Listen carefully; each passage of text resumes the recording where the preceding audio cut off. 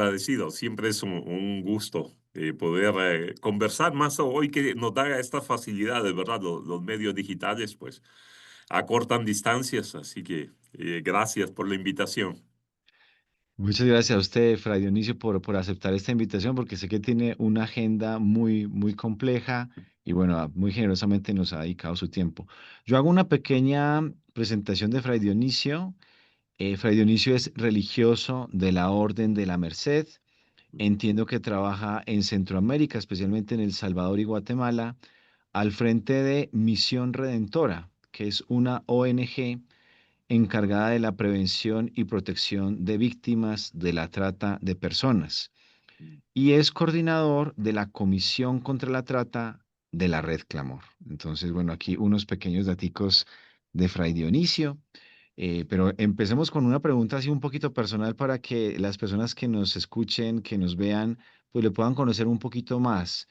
Usted es religioso de la Orden de la Merced. Cuéntenos un poquito cómo descubrió su vocación a la vida religiosa, Fray Dionisio. Pues gracias. Sí, ya tengo muchos años. El próximo año cumplo 40 años de haber ingresado al seminario. O sea, han pasado, parece que fue ayer, pero son años.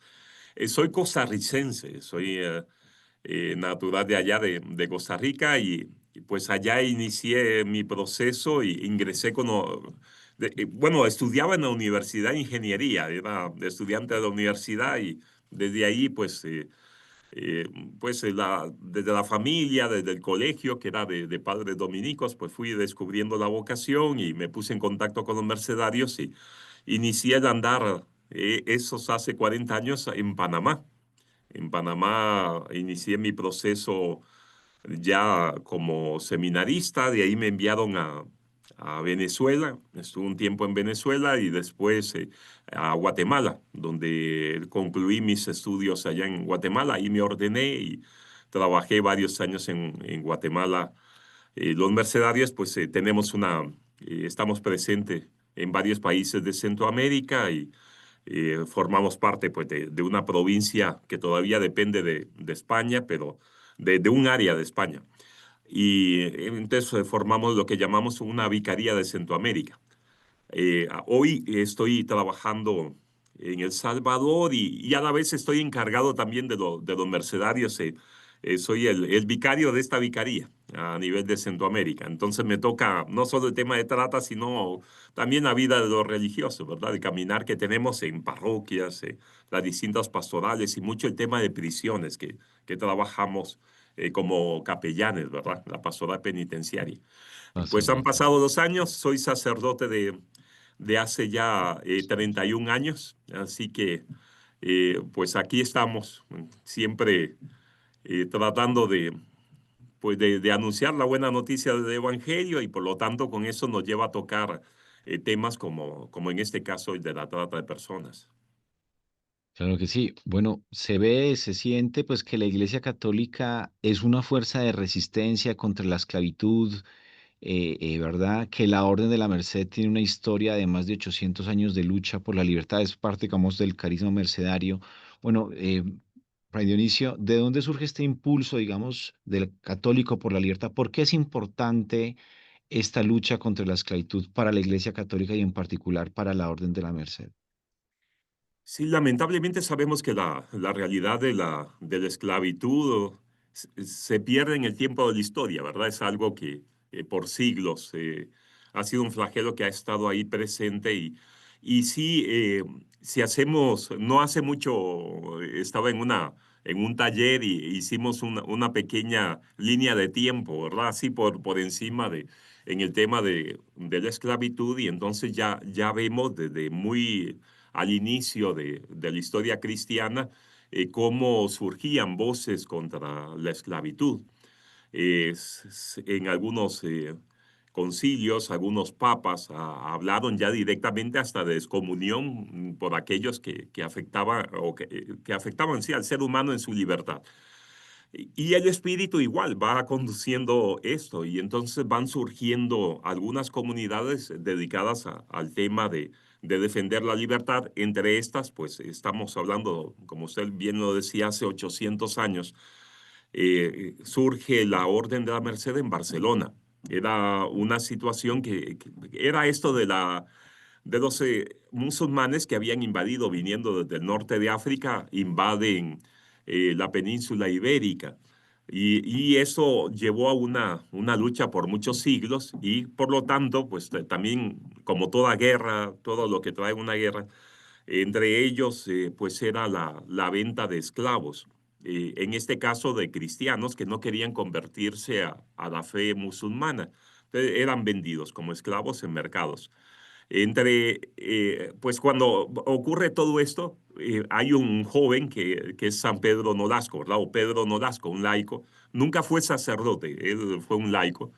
Él él era comerciante, y por lo tanto eso lo lleva a tener un encuentro con los musulmanes porque era parte del intercambio comercial. Sabemos que a pesar de que haya guerras y haya invasiones, el comercio sigue funcionando. Y Nolasco, pues en Valencia, que estaba bajo, en ese momento estamos hablando de principios del siglo XIII, o sea, en 1203, Nolasco se encuentra en un mercado de esclavos en Valencia y utiliza su propio dinero y compra, ¿verdad? Él siente la necesidad de comprar, de liberar cristianos, compra un grupo especialmente de mujeres y niños, de unos 200 para liberarlos, para devolverlos a sus familias.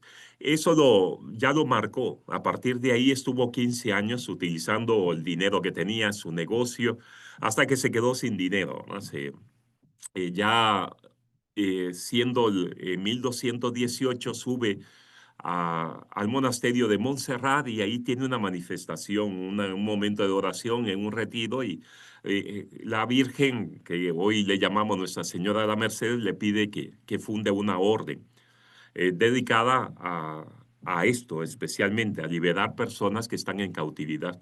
Entonces vemos cómo el espíritu está respondiendo a una herida que tiene la humanidad, que es el de la esclavitud, y entonces surge una familia religiosa comprometida totalmente a la liberación de los hermanos y hermanas que están en situación de cautividad.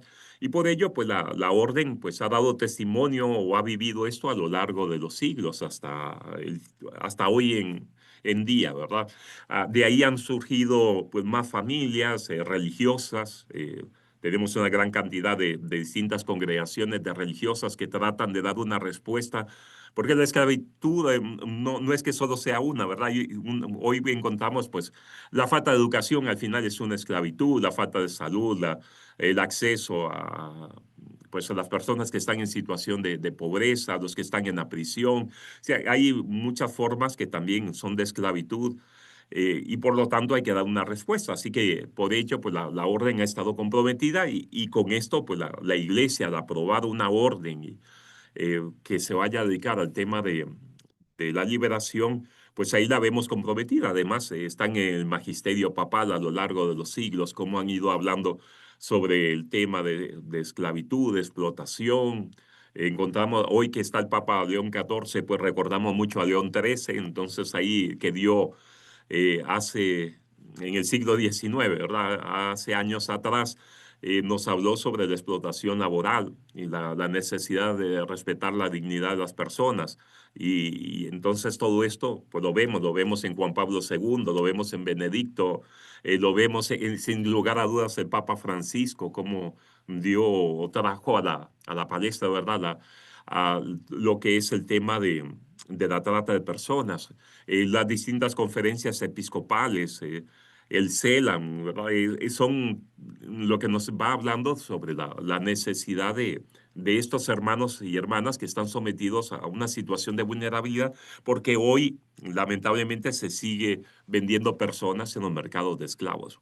Háblenos un poquitico de la red Clamor, que entiendo que es una realidad en la iglesia relativamente nueva, entonces que quizá muchas personas no la conocen, ¿no? ¿Qué es la red, cómo nace, a qué se dedica? Sí. Sí, la Red Clamor surge después de un encuentro que se hizo en República Dominicana hace unos años atrás, con la intención de poder crear una unidad, porque realmente todos estos problemas, la migración, los desplazados, el refugio, la trata de personas, se viene trabajando a nivel eclesial, pero hace falta coordinar, ¿verdad? Porque eso es algo, son fenómenos tan grandes que en manera, como francotiradores, no lo vamos a resolver, ¿verdad? Cada uno por su lado. Va a ser muy difícil. Entonces surge desde ahí el deseo de crear una red, que es la que ya conocemos como la red Clamor, que en ella, pues, la idea es dar una respuesta coordinada a esta realidad de los migrantes, de los desplazados, de los refugiados y de la trata de personas. Está unida, pues está adscrita al CELAM, que el CELAM sabemos pues toda la función que tiene como centro de unidad, ¿verdad? Para la iglesia latinoamericana, para nuestro caminar.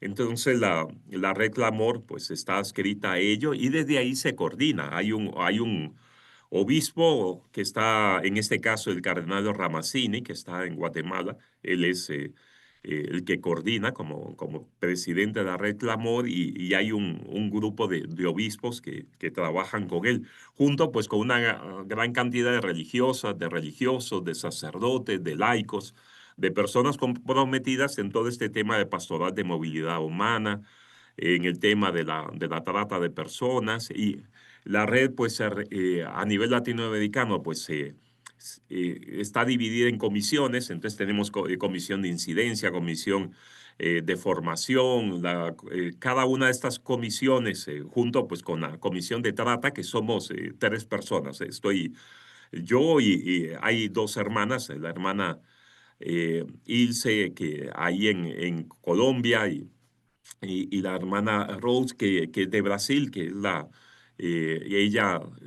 con ellas tres, entonces vamos trabajando un poco, tratando de animar en el tema de trata de personas.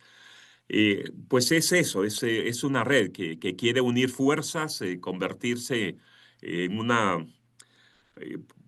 eh, una respuesta evangélica de ese clamor, que el mismo nombre lo dice, ¿verdad? Es clamor, pues, del clamor de nuestros hermanos que se encuentran tan afectados en esta realidad que la vemos todos los días, sea aquí en Latinoamérica, como puede ser en Europa, como puede ser en África o Asia, ¿verdad?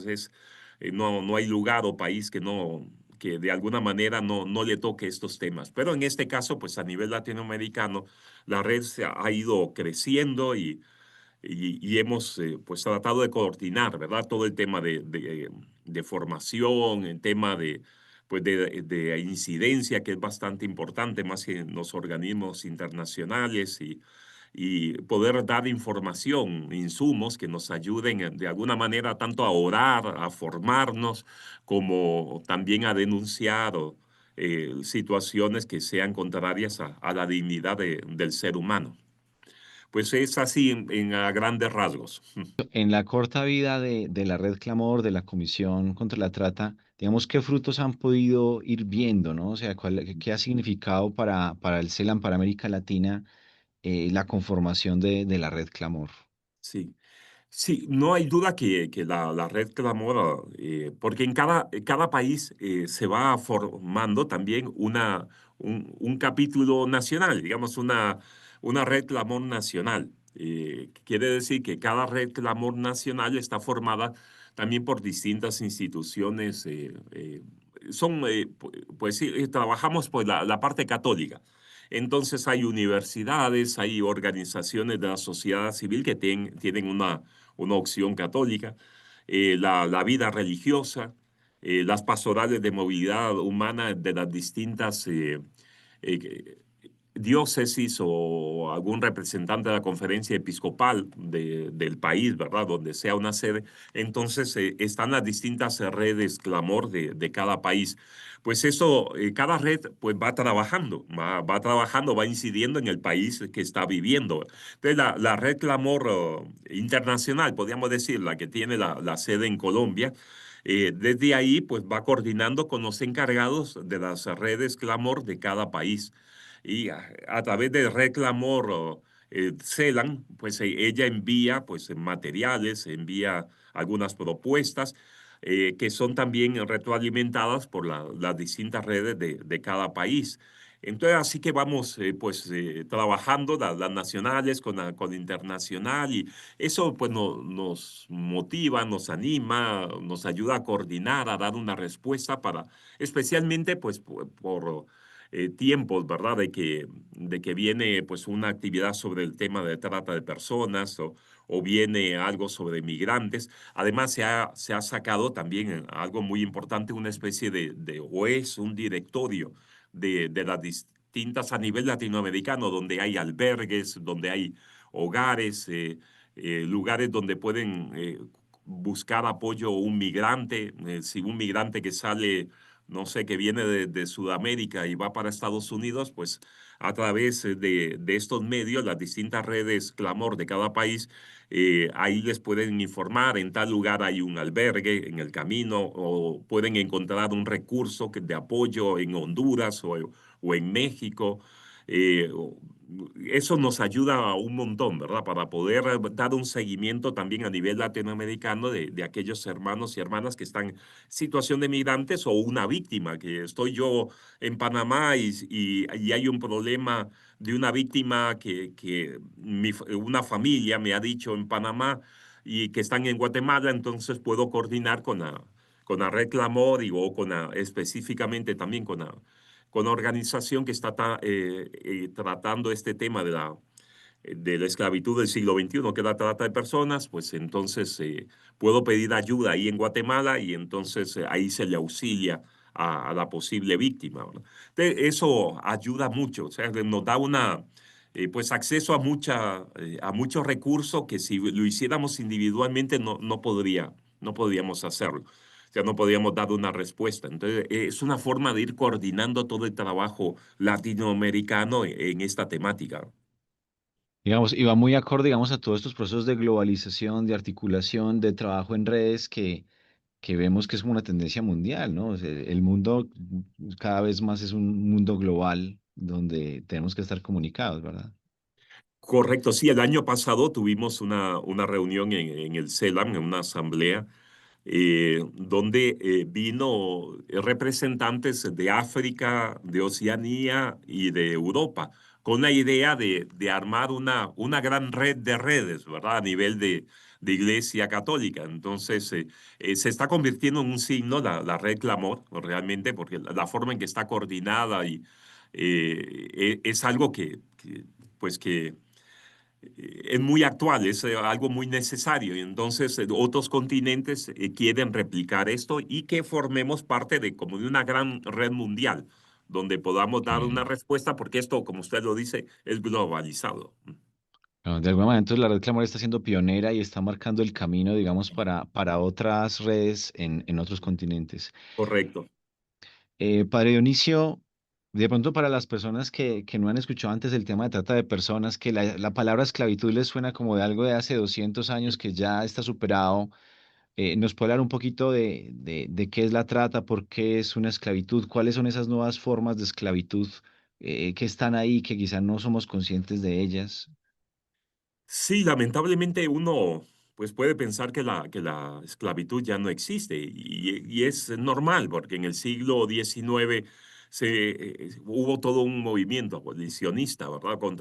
Lo vemos pues lo que ocurrió en Estados Unidos, que además lo tenemos mucho por películas y Películas. recordamos a Abraham Lincoln y todas estas cosas, se va haciendo como mucho de lo que tenemos, ¿verdad? De la formación de las ideas sobre la esclavitud y que ya no vienen barcos con esclavos hacia América y cosas de estas, que ya no hay mercados y de venta de esclavos y situaciones de estas. Pues sí, se habló, luego años después vienen los derechos humanos y nos hablan sobre todo la importancia de la libertad y se prohibió la esclavitud en los países.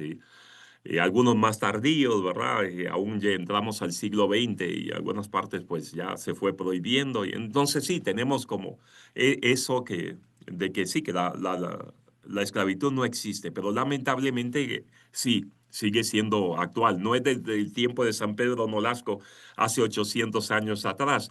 Hoy es más grande, ¿verdad? La situación de esclavitud es más fuerte y se ha como afinado mucho. Cuesta más. Como no la vemos, entonces está muy invisibilizada. pero sí es una realidad que está ahí. Pues en el año 2020, en Palermo, en Italia, ahí reunido algunos países, la comunidad internacional, pues van definiendo ahí lo que se conoce como el Protocolo de Palermo, donde se define lo que es la trata de personas. Antes se hablaba mucho de la trata de blancas y porque, bueno, se entendía, son de países, hoy conocemos Ucrania, ¿verdad? Pues Ucrania en su momento, pues bueno, aún hoy se ve también afectada por la trata, pero muchas mujeres ucranianas eran vendidas como esclavas sexuales y entonces a eso se le llamaba trata de blancas por la gente pues es más blanca, más rubia y pero con el tiempo no era solo las ucranianas o las lituanas o las rusas o la de gente de Europa Oriental, sino que también había chinas, había africanas, había latinoamericanas, había de gente de Oceanía. Entonces, no, eso de trata de blancas y por eso se define ya como trata de personas. Además que también hay hombres como víctimas de la trata. Ahí se define pues ya lo que es la trata como y sus modalidades, porque a veces pensamos que la trata de personas es solo la explotación sexual, pero está también la explotación laboral, está la mendicidad, está el tráfico de órganos, que también pasa muy desapercibido, ¿verdad? Muy invisibilizado. Tenemos 16, bueno, aproximadamente 16 modalidades de que podemos considerar como trata de personas. A esto es lo que se le ha llamado como esclavitud del siglo XXI, porque es explotación, o sea, yo estoy obteniendo una ganancia a través de la explotación de una persona. Y eso entonces lo convierte en una situación de esclavitud y por ello pues la conocemos así, como ese nombre, esclavitud del siglo XXI. Es una realidad gigante. Hoy se habla de que es el tercer delito, ¿verdad? Después de la venta de drogas y de armas, pues viene la trata de personas, de la cantidad de dinero son miles de millones de dólares que se mueven de venta de personas, de explotación de personas en las distintas modalidades. Como digo, no hay lugar que no haya personas que sufran la trata, cualquier país, a lo largo de... Algunos tal vez le dan un énfasis a la explotación sexual, otros pues a lo mejor a la explotación laboral, o depende de la modalidad, ¿verdad? O la venta de órganos, o es un mercado que también está muy desconocido y no se sabe de verdad hasta qué extremo llega el tema del tráfico de órganos, pero se da, produce mucho dinero pues son, como digo, millones de personas. Estamos hablando de unas 25 millones de personas en situación de esclavitud directamente de trata de personas. Aunque claro, si sumamos, hay más UNICEF o no, alguna de estas organizaciones, la OIT, nos hablan de más de 100 millones de niños en situación de explotación laboral.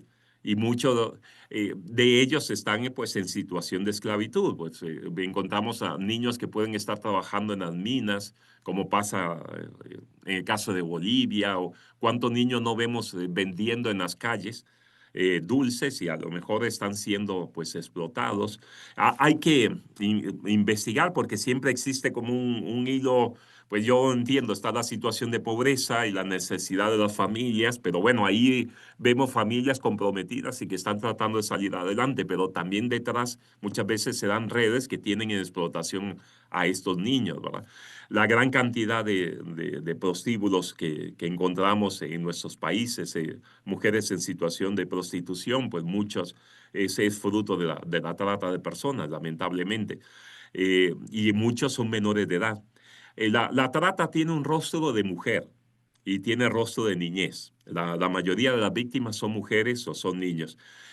También hay mucho hombre. Lo que pasa es que tal vez a los hombres nos cuesta tal vez buscar más ayuda o reconocernos como posibles víctimas. Entonces, queda un trabajo ahí por hacer en ese tema de la... Pero sí, sí se da, ¿verdad? La trata de hombres, especialmente en el trabajo forzado, aunque entraríamos ahí en el tema de la población LGTBIQ, ¿verdad? Que también es una situación muy complicada de explotación sexual y sí, es hay mucha, aún hasta los adultos mayores hemos encontrado en situación de mendicidad donde son explotados, ¿verdad? O alguien con algún tipo de discapacidad que es una minusvalía y entonces los tienen en situación de explotación. Entonces decir, bueno, 25 millones puede ser que sea el triple. Al final, porque se habla de que por cada víctima que se rescate, hay 29 que no. Entonces multipliquemos, ¿verdad? Si se han rescatado en un país 100 víctimas, pues hay que multiplicar por 29 que no, y eso eleva Wow.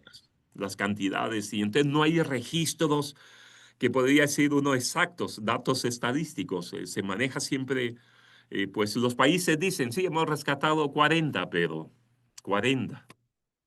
¿Cuánto hay Claro. detrás de ello, verdad? En todo caso, estamos hablando de millones de personas, ¿cierto? Sí, No, no sabemos si son sí. 25, 100 o Sí. 300, pero son millones de personas. Sí, porque es que también tenemos que pensar que hasta por cultura. Como trata ese matrimonio infantil, o sea, casar un matrimonio de una menor de edad con alguien que sea mayor de edad, eso es trata de personas, un matrimonio infantil. ¿Y cuántas en nuestras mismas poblaciones latinoamericanas indígenas es parte como de su cultura? Y realmente eso no debiera darse hasta que no se cumpla la mayoría de edad. Vamos a la India. La India hay familias que por generaciones son tratadas, son esclavizadas por deuda, ¿verdad? Que eso es otra modalidad de la trata de personas por deuda. Entonces encontramos familias pagando una deuda de mis bisabuelos. Y sigo en situación de esclavitud porque esto se convierte en un círculo vicioso, ¿no? Nunca terminan de pagar la deuda, siempre la deuda es mayor. Y entonces la India, estamos ahí, son más de 1.000 millones de personas. Entonces, ¿cuánto esclavitud no hay en la India? En la China, que se vive, o sea, mucho en esta zona de Asia se vive eso normalmente, ¿verdad? Y entonces encontramos también a la iglesia de aquellas zonas tratando de dar una respuesta contra la situación de trata, ¿verdad? Para liberar. Pero sí se convierte como tan de la cultura que entonces es difícil tener estadísticas reales, aún aquí en Latinoamérica no tenemos estadísticas reales de la cantidad de víctimas, pero sí eso, son cantidades enormes que van más allá. No hace mucho leía de que pensaban en estos estudios económicos que hacen, solo en México hablaban de que había posiblemente 10.000 millones de dólares en un año de que era producto de la trata de personas. Entonces, ¿cuánta gente no hay detrás de esos 10.000 millones de dólares, ¿verdad? El caso de España, que hay una gran cantidad lamentable de personas en situación de prostitución. La prostitución en España produce más de 2.000 millones de euros. O sea, que entonces, ¿cuánta gente hay detrás? Eso es anual, ¿verdad? 2.000 millones de euros. Entonces, ¿cuánta gente hay detrás que está sufriendo esta situación de trata? Y la migración, pues lamentablemente, alimenta mucho las víctimas, ¿verdad?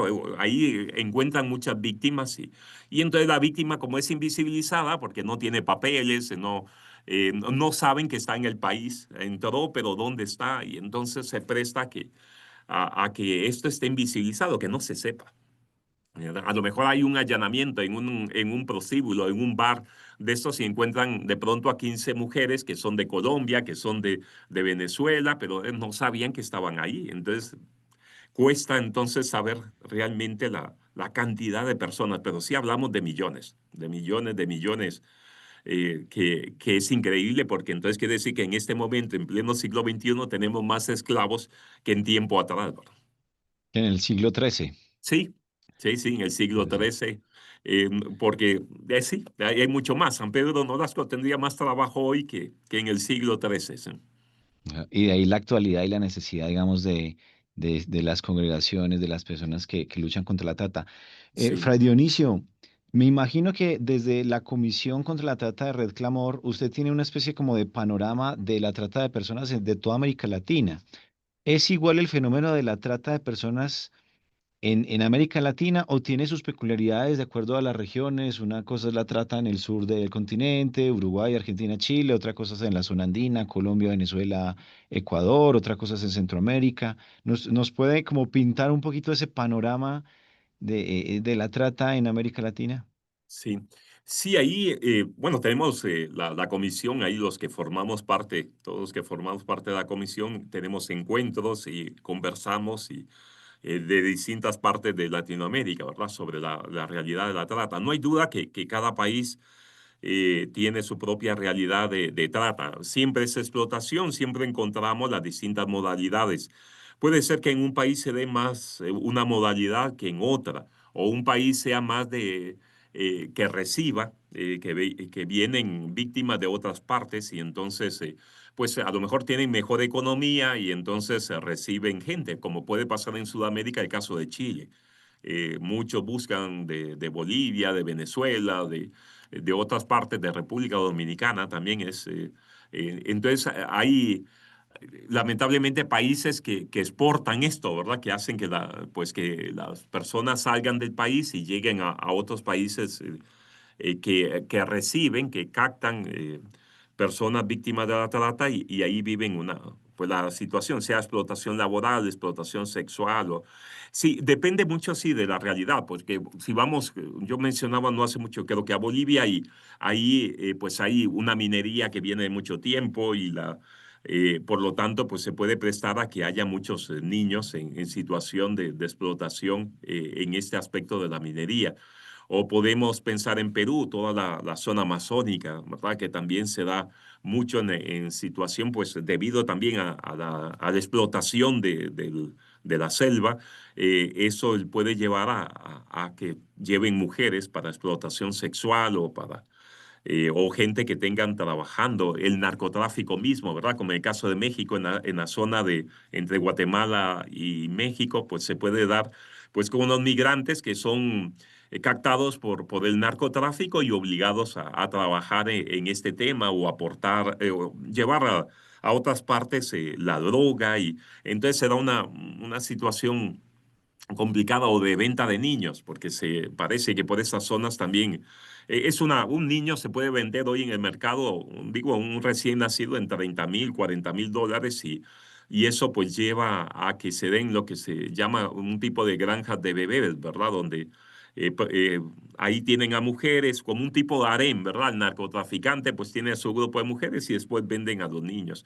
Entonces eso se puede dar en esa zona. ¿Sí? Sí, depende, digamos, como el caso de Colombia. Lamentablemente, pues hay mucha migración y muchas de las mujeres se les ofrece trabajos en tema de, ya sea como secretarias o para esto de las edecanes, esto para anuncios, para cosas de estas, y son para explotación sexual, o lo que se está dando con el caso de Venezuela. Entonces, muchas muchachas, pues se les ofrecen estos trabajos y aquí en Centroamérica, pues se les trae, pero es un poco también como puente para después llevarles a México o llevarles hacia Estados Unidos. Caso de Estados Unidos, se puede dar una trata mucho en las granjas, en los lugares para producción agrícola. Entonces pueden ser explotados o en el caso de Canadá, ¿verdad? Que lleguen y sean explotados en granjas agrícolas o en el trabajo también en tipo de maquilas, como puede pasar mucho con el tema de los asiáticos o son traídos hasta por su propia gente aquí a América y les exploten en estas tipo de maquilas de producción en cadena, ¿verdad? Entonces, sea un tipo de esa de producción de maquila y se puede dar mucho en Guatemala.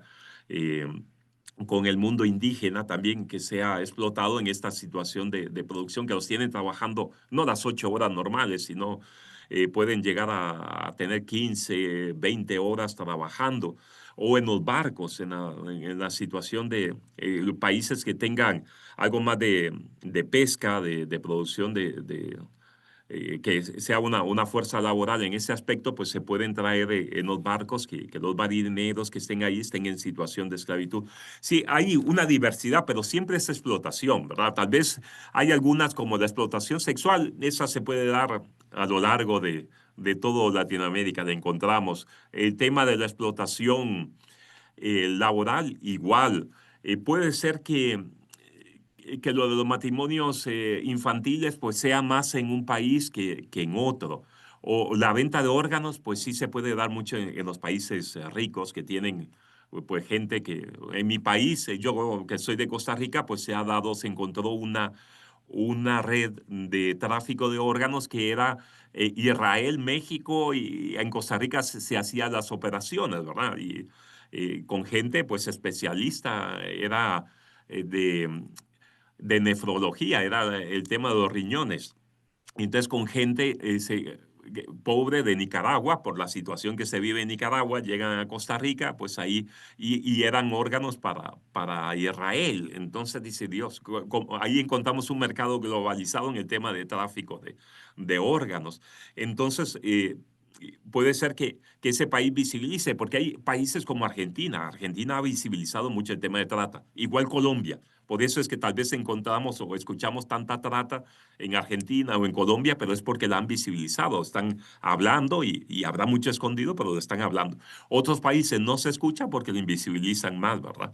Pero sí es una realidad muy compleja. Encontramos en muchos lados que, como en Guatemala, ya se ha ido, esto se ha ido controlando, pero se daba mucho la venta de niños, las adopciones irregulares. O sea, niños que familias los compraban como si fueran adoptados legalmente, pero era una adopción irregular y entonces se vendía, había abogados que se prestaban a esto, o se prestan todavía, pero bueno, la ley se ha ido poniendo más fuerte y entonces tal vez eso no lo encontramos en otro país, como tal vez aquí en El Salvador. Esa realidad de trata de allá no se puede encontrar aquí. Aquí en El Salvador, mucho con el tema de las maras, de las pandillas, también se daba porque hay una modalidad de trata que es la comisión por delito o también estos niños soldados, los niños que son, que eso en Colombia pues se ha dado, niños que son involucrados ya en la lucha armada, pues de alguna manera las maras, las pandillas también están atrayendo pues niños y entonces forman parte de una pandilla y eso es como un niño soldado, ¿verdad? Que sería un niño marero, un niño pandillero, entonces entramos en el tema de la comisión por delito y entonces es una realidad que a lo mejor en mi país pues no había esta realidad de aquí de El Salvador. Entonces sí, hay, como digo, hay algunos que le dan un énfasis a alguna parte, otros a otra, pero está presente, ¿verdad? La trata al final está presente en muchas partes y no solo para la gente pobre, porque a veces piensan, bueno, eso es para los pobres, los que no tienen educación, no. También a cualquiera lo pueden secuestrar, a cualquiera le ofrecen un empleo. Yo he sabido de casos de Colombia que les han ofrecido trabajo en Chile y era para explotar los ingenieros. Ingenieros y siendo explotados o psicólogos y que les dan un contrato y resulta que los narcotraficantes los obligan a ir a estar trabajando para también ir a hacer todo un lavado de cerebro, ¿verdad? A las personas para que no se sientan culpables en el traslado de la droga. O sea, entonces se sea, convierte, los llevan a ejercer la psicología, pero para sus sí, fines para sus fines de delictivos, droga. sí. Sí. Ujú. Sí, Eh, entonces es una realidad. Decía el cardenal, bueno, el hoy cardenal Christopher Pierre, ¿verdad? Que en su momento, hoy es nuncio en Estados Unidos, pero siendo nuncio en México, él decía que en la trata se toca el infierno. Y es cierto, la trata es el infierno. Hay una situación tan dura donde hay tortura, donde hay golpes, donde hay violaciones, donde es que no hay. O sea, hacen, la persona pierde la voluntad de la libertad porque uno dice, por qué no huyen? ¿Por qué no tratan de escaparse? Si hay tanta gente que se ha escapado de una prisión, ¿por qué a ellos? Porque los vemos a las mujeres en la calle ahí, entonces, ¿por qué no agarran un taxi, un Uber y se van? ¿Por qué no le piden ayuda a un policía? Pero es porque les han hecho toda toda esta situación de golpes, de torturas, pues lleva a que la persona pierda la voluntad. Ya no quiere escaparse, ¿verdad? O no logran de que no se vea como víctima y entonces para eso utilizan psicólogos, también para quitarles a las personas ese sentirse que están esclavos y que ya no tengan ganas de huir, ¿verdad? Sí, es una realidad muy compleja, por eso decía este cardenal que ahí se toca el infierno. Fray Dionisio, me llamó mucho la atención lo que decía de las granjas de bebés, o sea, porque, digamos, uno escucha lo de tráfico de órganos y ya suena Sí, suena sí, impresionante.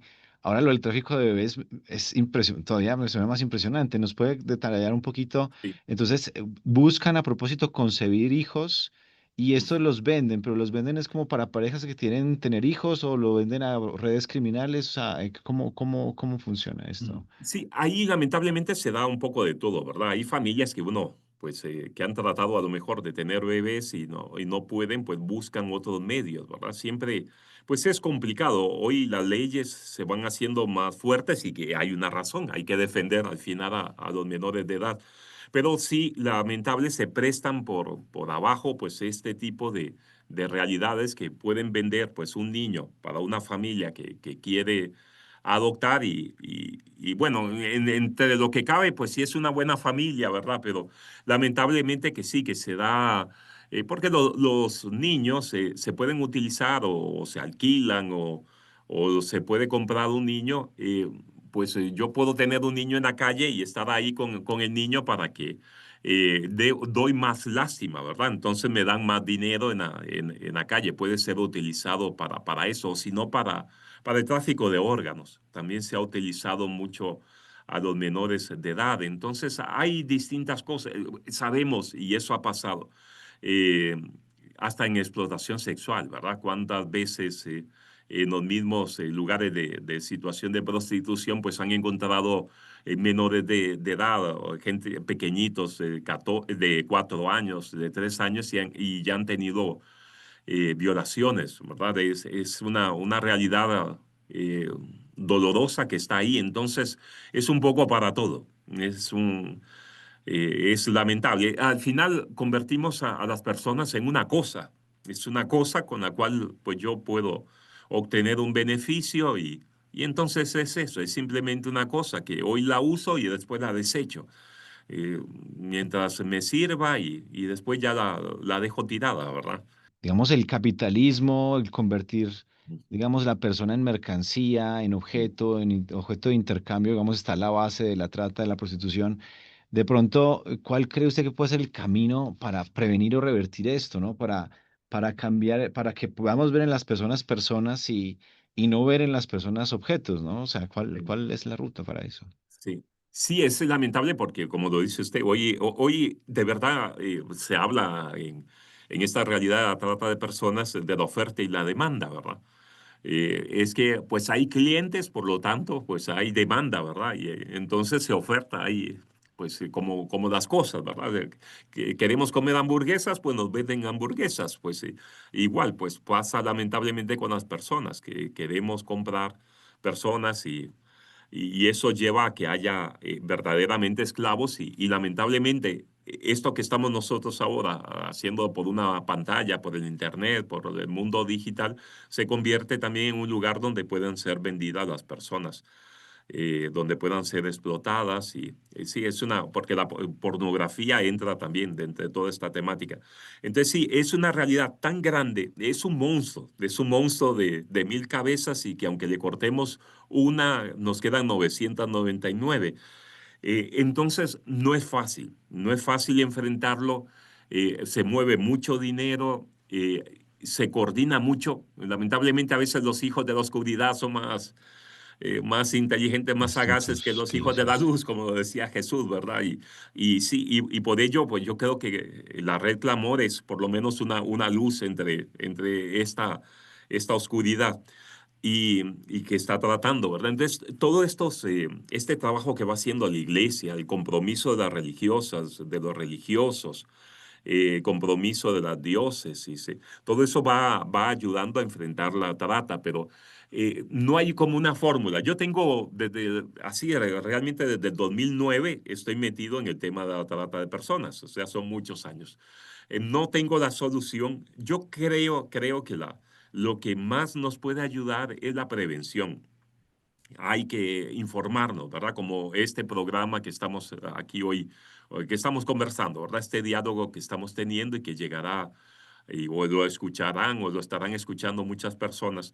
Esto nos ayuda. Hay que hablar. Yo digo, hay que hablar y hablar y hablar de la trata. Yo digo, yo a lo mejor caigo mal en muchas partes porque yo siempre trato de sacar el tema, ¿verdad? Porque sí es importante informarnos. Si estamos informados, si se hacen diplomados, si las parroquias dan formación en las distintas pastorales, en la catequesis, si en los colegios, en las escuelas, en las universidades se habla sobre la trata, si los papás le hablan a sus hijos sobre los peligros que pueden correr en la trata y lo que los pueden captar, los pueden reclutar a través de un medio digital, si las instituciones, los gobiernos hacen campañas publicitarias, si se visibiliza, si las autoridades también, la policía, también se involucra en esto. O sea, cada uno cumplimos nuestra función, seguramente lograremos eh, por lo menos disminuir, no sé si desaparecer, porque la esclavitud como está ahí como un tumor, ¿verdad? Siempre está ahí, no logramos como eliminarlo. Pero sí, entonces necesitamos mucho trabajar la prevención. Luego, pues hay que trabajar la protección, o sea que tenemos que abrir los ojos y darnos cuenta de que hay víctimas, que yo no puedo estar yendo a un prostíbulo, ¿verdad? No, yo porque soy muy macho, ¿verdad? Soy pues muy hombre y entonces voy a un lugar de situación de prostitución. Es que en esos lugares vas a encontrar víctimas de la trata. Entonces, no puedes andar ahí. eh, consumiendo esto, ¿verdad? No, no se puede hacer. Entonces hay que denunciar esos lugares si vemos a una posible víctima. Tenemos que informarnos para poder reconocer una víctima y entonces denunciarlo. La mayoría de los países tienen números telefónicos donde se puede hacer una denuncia anónima. Miren, en tal lugar he visto unos niños que los tienen todos los días pidiendo o vendiendo dulces o lavando los vidrios de los carros, o siempre están ahí y no les vemos como que no están bien alimentados, a veces vienen con golpes, pues entonces yo tomo mi teléfono y denuncio, no hace falta que dé mi nombre, ahí es de forma anónima y ya las autoridades van a responder a ello. Luego es importante el procesamiento del delito, ¿verdad? Que esa parte también no será realmente un castigo a los victimarios, ¿verdad? Eh, es mínimo los que al final llegan a ser juzgados por ello. Entonces las leyes tienen que cumplirse. Y luego ofrecer también pues a las víctimas la oportunidad de un lugar seguro, que puedan tener acceso a la educación, y eso lo hace pues, la iglesia, tratando de dar un acompañamiento a las víctimas, pero también es algo de todo el país, ¿verdad? Es una opción país, tiene que ser algo de que el país se involucre en esto y que vea que hay una situación que sus propios hermanos nacionales lo están viviendo y también gente que viene de otras partes y que lamentablemente están en mi país o en cualquiera de los otros países siendo explotados y necesitan ser protegidos, porque hay que defender la vida, ¿verdad? Hay que defender la libertad, que es algo que Dios nos lo ha dado y no podemos eh, llegar a esos extremos de que cerramos los os y mala suerte para ellos, ¿verdad? Porque yo estoy bien. Eso eso no es ser de evangelio, eso no es ser de Jesús. O sea, Jesús defendió la vida, por lo tanto yo tengo que defender la vida y la libertad yo creo que es el don más maravilloso que Dios nos ha dado, porque la libertad es el amor mismo de Dios. Dios nos ama tanto que nos ha dado la libertad. Y por lo tanto yo tengo que defender la libertad, porque de esa manera pues estoy viviendo en el amor de Dios.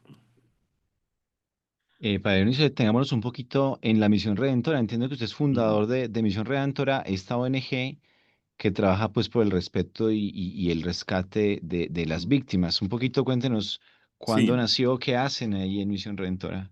Sí, no, como decía yo hace poco, en el 2009, me involucré más en el tema de la trata. Ya venía formándome, estudiando, yo creo que como esto es importante siempre, formarse, estudiar el tema, el fenómeno de la trata.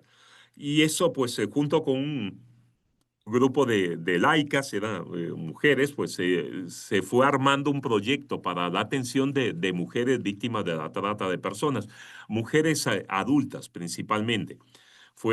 Porque en ese momento veíamos que hacía falta en Guatemala alguien que trabajara esta temática. Así que empezamos dando formación en nuestra propia parroquia.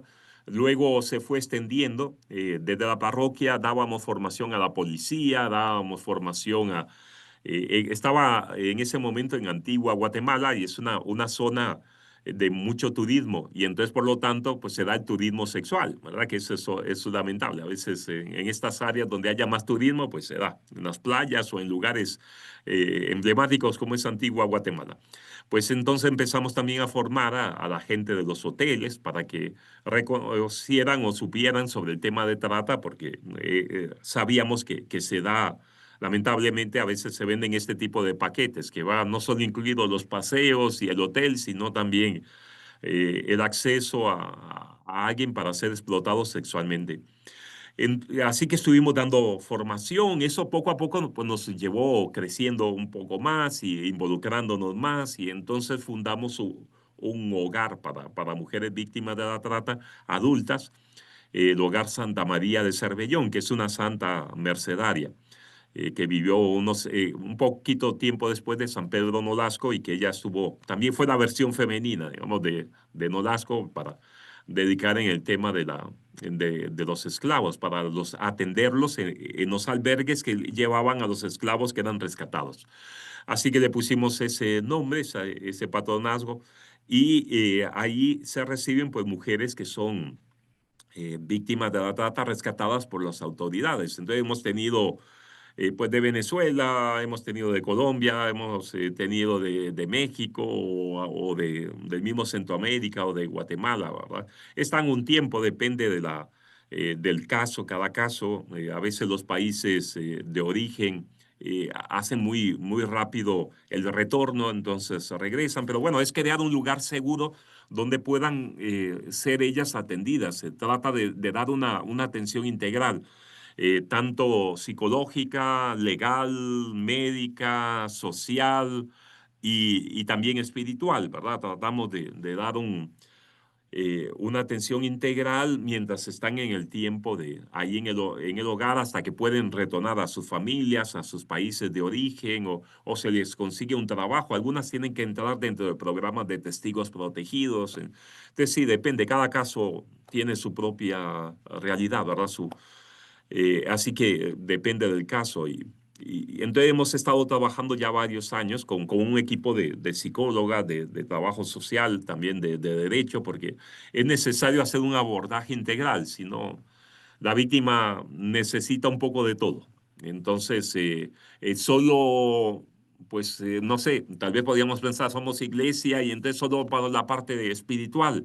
Pues sí, es fundamental porque vienen de un lugar de infierno, entonces necesitan, pero no hay duda que la psicología es fundamental. Hay que sanar también todo, tanta trauma y tanta cosa que vienen cargando hay que volverle a ayudar a que recobre sus derechos. ¿Entiendes? Necesitamos una abogada para denunciar y pues todo el proceso legal es importante, o el trabajo social, pues para ver en qué, pues lograr un proyecto de vida para ellas, ¿verdad? Entonces es necesario. Necesitamos un equipo, pues hasta para enseñarles cosas básicas, porque hemos tenido casos de que han estado desde los 9 años en situación de prostitución. O sea, los han tenido en un prostíbulo desde los 9 años hasta los 22, 23 que fueron rescatadas. Entonces, no sabe leer ni escribir, no, nunca ha manejado dinero, no sabe cómo. Bueno, en Guatemala que el tema de las tortillas, ¿verdad? Que es algo tan fundamental y en cualquier lugar hay un lugar donde le venden tortillas, es parte de la cultura guatemalteca, pues para la comida, no saber cómo ir a comprar unas tortillas, algo tan básico, o cómo ir a abrir una cuenta al banco, o cómo es lo del banco, o cómo no tienen documentos. O sea que Entonces, es necesario enseñarle pues, lo básico, a leer, a escribir, a enseñarle algún oficio, algo que le ayude, enseñarle pues, a cocinar, pues a lo mejor puede ser después ayudante de cocina, como hay casos, ¿verdad?, que hemos tenido y que han, algún casito de estos que ha puesto después su pequeña venta de comida o sea, es complicado y siempre el trabajo con las víctimas y es parte del trabajo que hemos venido haciendo estos años y eso pues la Misión Redentora que es un nombre también muy cercano para nosotros los mercedarios porque al final la redención es libertad, ¿verdad? Jesús vino a redimirnos, o sea que Jesús vino a liberarnos y entonces eso es lo que quiere ser Misión Redentora, un lugar, un espacio que ayude a las personas a recuperar la libertad acompañándolas, protegiéndoles y, pues integrándoles de nuevo a la vida normal, ¿verdad? En lo que cabe, porque una víctima queda herida para toda su vida, ¿verdad? No es una cosa que ya esté ahí en el hogar, pase un tiempo y aquí no ha pasado nada, eso es mentiras. Queda herida. Yo siempre recuerdo una víctima de Colombia que leía hace un tiempo ella hablaba de que la trata es algo que marca tanto, que es como un tatuaje en el alma, que no se lo pueden borrar. Y es cierto, ya quedan afectadas.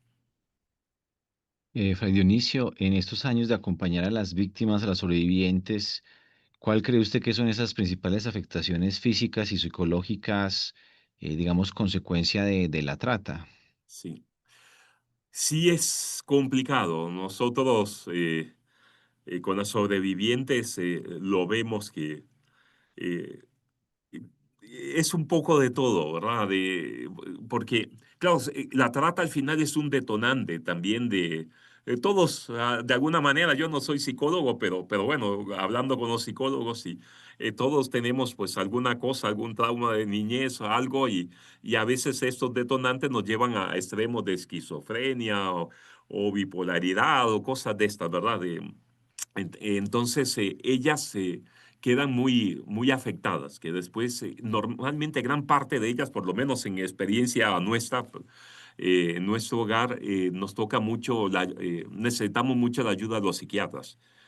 Algunas tienen que pasar por un proceso de psiquiatría, lamentablemente, pues que tienen que les tienen algún medicamento, son medicamentos que les van a ayudar a recobrarse por un tiempo, algunas quedan para toda la vida, con que cada cierto tiempo pues tienen que ir con el psiquiatra porque sí, se da, el síndrome de Estocolmo es muy común, se enamoran del que aquel que les estuvo explotando. Bueno, ellos lo hacen, ¿verdad? Porque parte de la forma de captar es enamorar. Entonces es una manera de, entonces, vemos algunas pegadas en este síndrome de Estocolmo.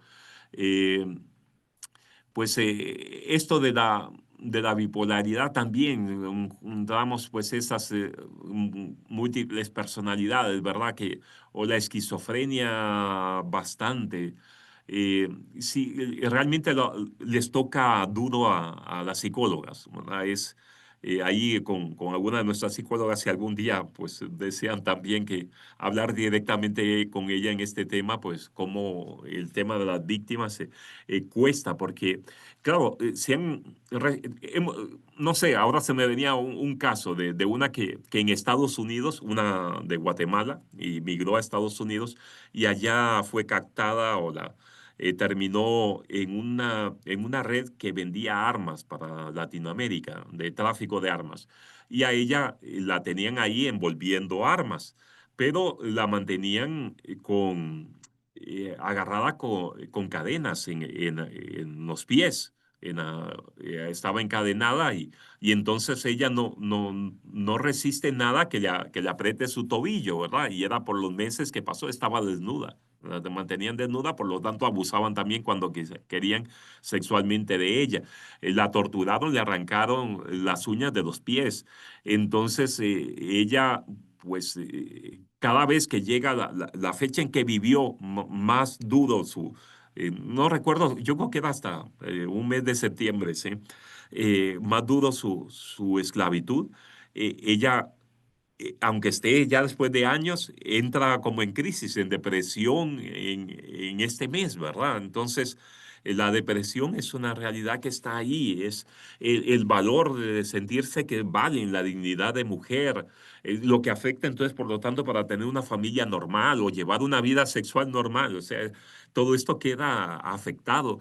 El dilema también del ser mamá, porque muchas son mamás, pero ha sido producto de la violación. Entonces, lograr sanar esa relación de la mamá con su hijo, con su hija, es muy difícil. Algunas, pues, no se logra, ¿verdad? No quieren o lo dan en adopción a su niño o son muy violentas, ¿verdad? También viven, pues, esa agresividad. Entonces, no sé, si ya a nosotros nos cuesta, entre comillas, digamos que uno sea un poquito normalito, entre comillas, nos cuesta mucho, pues una persona que ha vivido eh, desde tan joven una situación de esclavitud es muy difícil. Yo recuerdo una que me decía con 18 años que mejor a ella la hubieran abortado cuando su mamá le esperaba. Mejor hubiera sido un aborto. Dice, porque yo solo nací para sufrir, Dios me odia. Nada más, pues, nací para sufrir. Con 18 años y realmente había llevado una vida desde pequeñita de abusos desde su familia y luego pues entra en una institución que se supone una institución internacional que de protección a los niños y la directora les explotaba sexualmente, las sacaba, las vendía por fuera, ¿verdad? Las niñas, o sea, es en un lugar que es de protección, entonces lleva 18 años de sufrimiento, entonces, claro, qué trauma no trae, qué depresiones no va a vivir, ya es muy difícil, sí, la verdad, es una realidad muy, muy dura y que parte el alma porque uno dice, pero yo no he sufrido eso, ¿verdad? Yo, pues en lo que cabe, he vivido una vida normal, entonces, pues es doloroso ver que estas personas tan jovencitas, pues han vivido un verdadero infierno.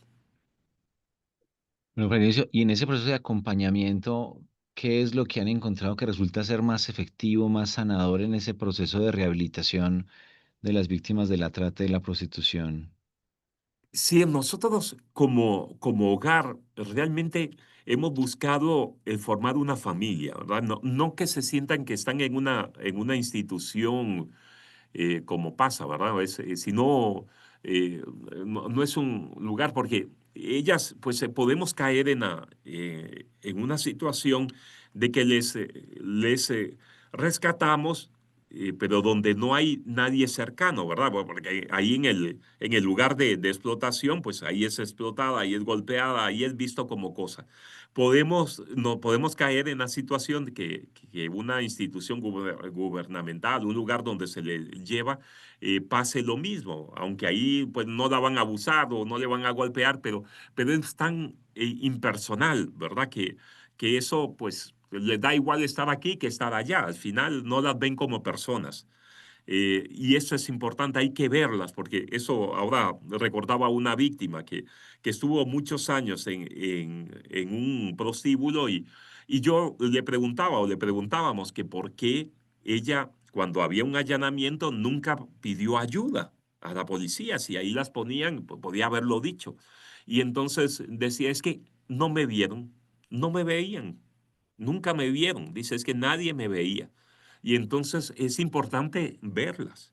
Por eso es que el hogar nuestro, pues hemos ido implementando algo de que se sientan que es una familia. Entonces el personal, hay que comer, pues comen todos juntos. No es que allá se les ponga a ellas una mesa, un comedor institucional, sino una mesa familiar, una mesa de familia eh, van a jugar, pues juegan todas, ¿verdad? Va la psicóloga, como va la trabajadora social, como va la que está ahí acompañándoles directamente en el hogar, la cocinera, ahí van todas a jugar. Entonces, se procura ese ambiente familiar. Que sientan de que son queridas, un abrazo, pues cuando también hay que sanar esto, ¿verdad? Porque ellas, pues tanto golpe y tanta, no es que sean tan cercanas, pero poco a poco se va sanando esta parte. Entonces, ese ambiente familiar hemos notado que ayuda a sanar mucho y ellas después se sienten, realmente lo sienten a uno como parte de su familia. A mí hay alguna que cuando se ha casado, la familia del novio han llegado a pedirme a mí el permiso, porque ella les ha dicho, no, miren, yo es que hay un padre que, y entonces llegan a mí a pedirme el permiso para casarse, ¿verdad? O a pedir la mano de la muchacha.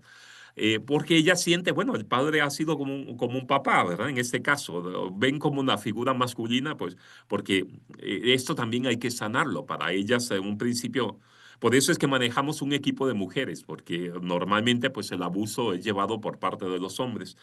Así que hay que sanar esta parte. Y ya ellas van sanándolo poco a poco con ayuda de los psicólogos y entonces ya tienen un acceso más cercano y ellas mismas piden, mire, yo quiero hablar con el padre, yo quiero confesarme, o yo quiero pedir el bautismo, yo no sé si he hecho la primera comunión, cosas de estas, ¿verdad? De la parte religiosa, pero es poco a poco. Entonces van viendo la figura, la psicóloga, que sea la madrina de mi niño, de mi hijo, yo quiero que ella los acompañe. Y entonces nos llaman por teléfono. Después hay una víctima de Honduras, nos llaman por teléfono, nos cuentan cómo están, o de México, o de Nicaragua.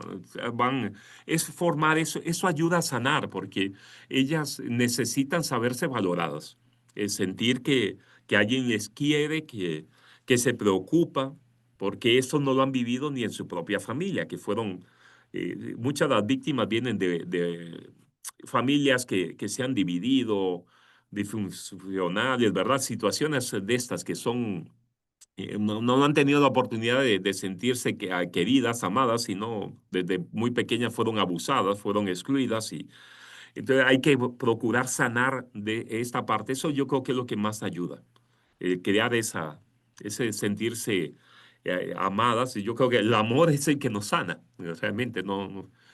Dios al ser amor, por lo tanto, pues el amor es el sanador, ¿verdad? Y Jesús lo veíamos cuando muchos se veían que lo miraba con amor y por eso le buscaban. Entonces debemos ir por ahí, sanar a estas personas de esa cercanía y que descubran que realmente Dios les ama, ¿verdad? Que Dios no las ha castigado, que Dios no las odia porque están metidas ahí en esa situación, sino que Dios realmente les ha acompañado en su proceso y que descubran que sí, que el amor es importante y que nos puede redimir, ¿verdad? Hablábamos en nuestra entrevista de cómo muchas de esas mujeres víctimas de la trata, víctimas de la prostitución, tienen de pronto una herida hacia los varones. A veces también esta lucha contra la trata se presenta como una lucha feminista. Parece que son pocos los varones que se suman a esta causa, ¿verdad? ¿Cómo pueden los varones aportar en esta lucha contra la trata, sabiendo, digamos, que las mujeres pueden estar, digamos, heridas frente a la figura masculina? Y pues siendo también un tema delicado, sobre todo la trata de personas con fines de explotación sexual, ¿cierto? O sea, parece que a veces los varones pudieran hacer más como alejándose de las mujeres. Bueno, no sé si me explico, Fray Dionisio.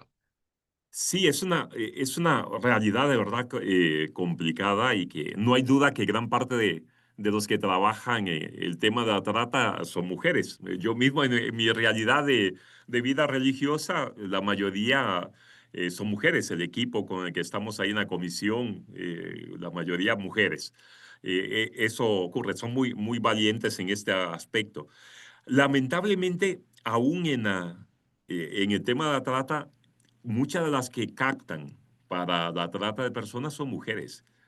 Claro, pueden tener ellas más facilidad de acercarse a una familia, acercarse a otra mujer para llevar la situación de explotación, ¿verdad? Entonces ahí también hay un punto delicado.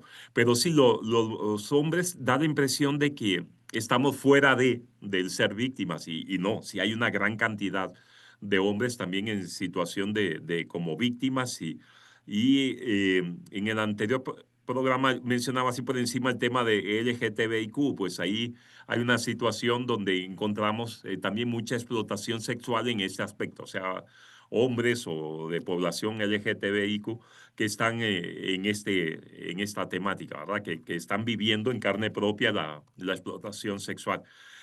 Normalmente para los hombres más es la explotación laboral. Eso es muy, muy fuerte y que está muy invisibilizada porque se ve normal, ¿no? Al final el hombre tiene que trabajar y no sé, pero sí hay una situación ahí delicada y que hay que investigar más, hay que profundizar y crear espacios seguros para víctimas en situación de explotación laboral, porque sí se da y lo he constatado en el año 2019, en El Salvador, nos tocó acompañar a 50 guatemaltecos en situación de explotación laboral aquí en El Salvador y que tenían que ser regresados, después de haberles rescatado, regresar a Guatemala. Entonces encontramos ahí 50. En el anterior también programa decía yo que había que multiplicarlo por 29, así que quiere decir que es mucho, solo en un país, ¿verdad?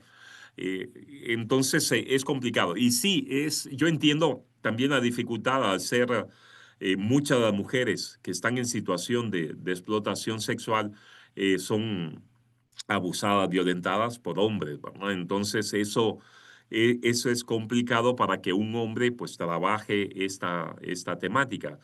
Entonces es parte de lo que hay que vivir, pues un poco, pues sanar y a lo mejor, porque hay también psicólogos, hay trabajadores sociales, hay abogados, pues que son hombres, ¿verdad? Y entonces necesitan ahí ellos trabajar con las mujeres o las mismas policías, la mayoría son hombres, o la gente de ministerios públicos son hombres, entonces, es importante siempre que alguna mujer esté acompañando a las mujeres que las sobrevivientes, ¿verdad? Las que han sido rescatadas de esta situación de trata. Pero sí, los hombres tenemos es importante trabajo, lo que podamos hacer. Hay papás de familia, pues que lo pueden hablar con sus hijos, con sus hijas, tratar de ir cambiando esa mentalidad machista, ¿verdad? De que el niño llega a una edad, un adolescente, y hay que llevarlo a un prostíbulo, ¿verdad? Eso, porque ya hay que hacerlo hombre, o sea, estas cosas, pues ir botando toda esta cultura patriarcal, todo esto que lleva a sentirnos como que la mujer es un objeto, ¿verdad? Eso no puede ser. Ella tiene igual dignidad que yo, ¿verdad? La mujer es la misma dignidad de hija, de hijo de Dios. Solo pues en la unidad de el hombre y la mujer es donde está la plenitud de Dios, ¿verdad? Entonces no podemos estar afectando a aquella que es carne de mi carne, hueso de mi hueso, ¿verdad? No puedo caer en esta situación. Entonces sí podemos hacer mucho, o sea, tenemos que ser, hay hasta campañas de estas de hombres contra la trata, creo que de Colombia me parece que han hecho alguna campaña publicitaria en este tema de que como hombre, pues es aquel que lucha contra la trata. Entonces, tenemos que denunciar esto o hablar porque cuántas veces de amigos y vamos a tomar unas copas y de prostitución, ¿verdad? Entonces, pues a hacer tomar conciencia sobre ello. Hemos visto, hemos encontrado, hemos sabido de casos de mujeres que han sido rescatadas gracias a algún hombre que ha llegado precisamente ahí a un lugar de prostitución y la mujer ha tenido como algo de confianza con él y le ha contado que ha vivido, lo que está viviendo y entonces ellos se han involucrado en rescatarlas. Han denunciado o algunos hasta de esto de que se le puede llevar a la casa, ¿verdad? Mire, yo la quiero sacar y quiero llevarme a tal lado. Pagan, pero ya después dicen que se les escapó, que no volvió, pero fue para ayudarla a escapar. Entonces, podemos hacer mucho bien. O algunos al darse cuenta de esto y han tomado conciencia y no han vuelto a un lugar de prostitución, no han vuelto a ser consumidores, ¿verdad? Entonces, podemos ayudar mucho a las mujeres en esto haciendo conciencia, ¿verdad? Conciencia con otros hombres sobre esta situación de violencia y de explotación que están viviendo las mujeres y involucrarnos con las organizaciones. Podemos apoyar. Si las mujeres también viven un proceso de sanación, pues si yo soy psicólogo, si yo soy trabajador social, pues puedo apoyar. Las organizaciones necesitan también voluntarios o para sensibilizar, que también decíamos anteriormente el tema de la prevención. O sea, hay que prevenir porque lo que hay que tratar es que no lleguen a ser víctimas. Ya siendo víctimas, lamentablemente es una situación muy dura para lograr sacarlo, ¿verdad? Por todos esos traumas y todas esas situaciones que trae una víctima. Entonces, lo mejor es que no lleguen a ser víctimas. Entonces, hay que prevenir. Y entonces ahí podemos a los hombres hacer mucho trabajo en el tema de prevención, ¿verdad? Bueno, como esto, aquí somos dos hombres hablando sobre el tema de la trata, ¿verdad? Entonces estamos ahí tratando de ayudar con esto. O sea que Sí. sí podemos hacer mucho. Entiendo que Centroamérica, pues es también un lugar de tránsito de la trata.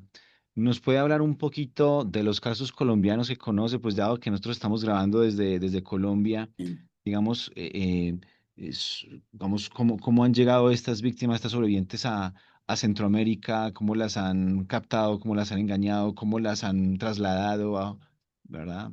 sí, sí es lamentable porque eh, Centroamérica, pues que claro, es un lugar de paso, ¿verdad? Aquí siempre es hacia el norte, pensando México, Estados Unidos o Canadá.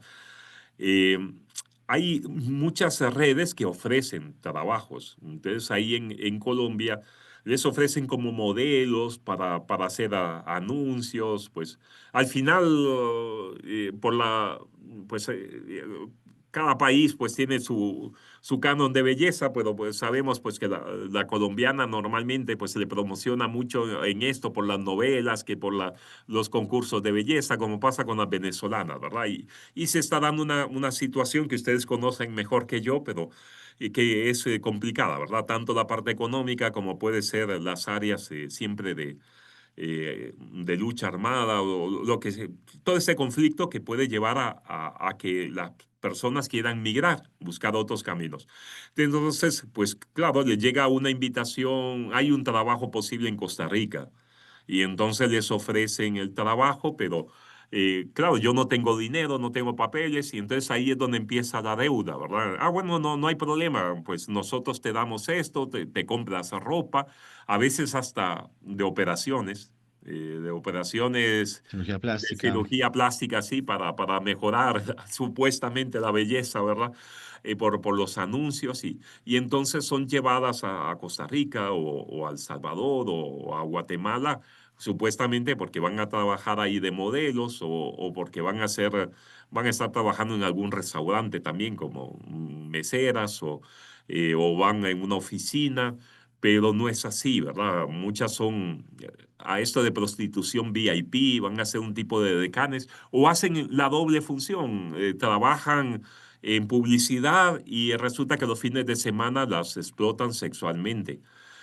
Han agarrado muchas redes, algunas de estas del eje cafetero, ¿verdad? Ahí en Colombia y que son llevadas y lamentablemente algunas han aparecido después muertas porque cuando han tratado de escaparse o algo las han asesinado, ¿verdad? Sé de algunos casos en Guatemala donde algunas mamás han estado de Colombia han estado luchando para poder descubrir qué fue lo que pasó con su hija que apareció muerta y no se sabe, ¿verdad? ¿Qué fue lo que ha habido atrás? Pero claro, mucho de eso está metido en narcotráfico. También las redes de narcotráfico, pues no se dedican solo a la droga, sino tienen una diversificación de su trabajo y encuentran, porque claro, es más fácil trasladar un grupo de muchachas que van por un aeropuerto, que llevan sus pasaportes, eh, alguien normal, como lo hacemos todos, ¿verdad? Vamos, tomamos que llevar un cargamento de droga y esto les va a producir mucho dinero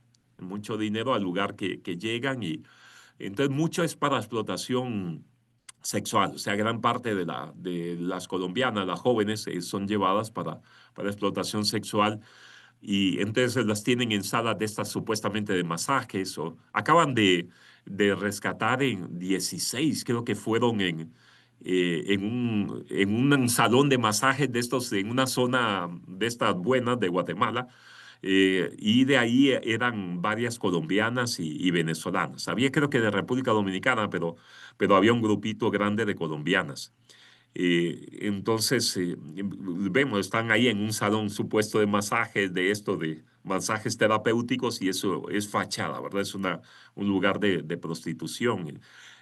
Sí, es lamentable, y entonces a lo largo de Centroamérica puede pasar. Las movilizan mucho también, a lo mejor las llevan un tiempo a Costa Rica, después las pueden llevar a Honduras o las llevan a México y las vuelven a regresar. O sea, se da una migración también, eh, porque dicen que la gente se cansa, ¿no? En tal lugar, y entonces las cambian para que no pierdan valor, y entonces llegan como carne nueva, entre comillas, a un nuevo prostíbulo en tal otra parte, o buscan llevarlas hacia México, que en México también es una realidad muy, muy difícil, y que se dan hasta, hay un lugar que a mí me duele porque al final era el lugar donde estuvo antiguamente el convento de la Merced y la iglesia de la Merced. Todo eso quedó destruido en la revolución, en el tiempo de la Revolución Mexicana, ¿verdad? Que arrasó mucho en la persecución de la iglesia, y entonces lo que era la antigua iglesia y el convento quedó solo unas paredes.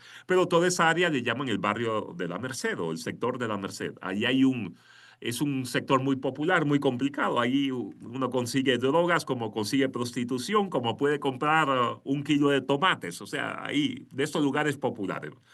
Y en los mercados, en el gran mercado, se dan algún tipo de pasarelas. O sea que hay ciertas horas, suena por ahí algún sonido, y ya se sabe que van a pasar las muchachas por los corredores, y uno puede escoger la que quiera, ¿verdad? Ahí mismo puede, a lo mejor le gustó una, y entonces en eso, pues ahí pasan muchachas que son de Colombia, como pueden ser de Venezuela, como pueden ser de Perú. O sea, hay un poco de todo, ¿verdad? O las mismas mexicanas. Entonces se da eso, una pasarela en el mercado que es de trata de personas.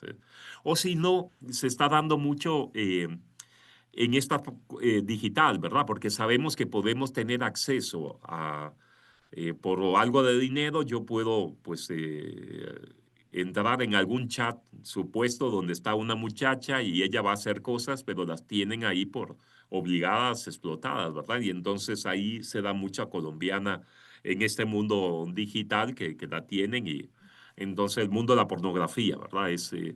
Y no nos damos cuenta al accesar a la pornografía que estoy contribuyendo a la explotación de personas, ¿verdad? Que están ahí en contra de su libertad.